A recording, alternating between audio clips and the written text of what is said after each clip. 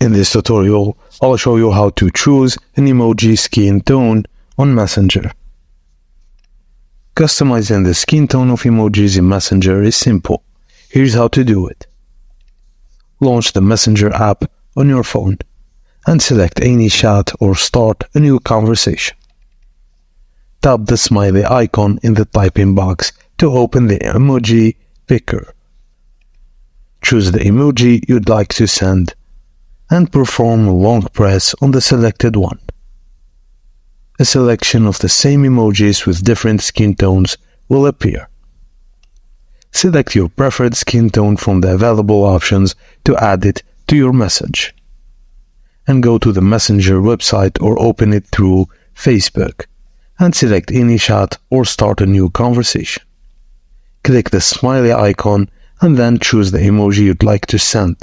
Perform a long press on the selected one and you can choose the skin tone options.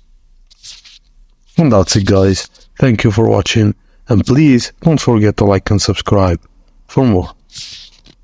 In this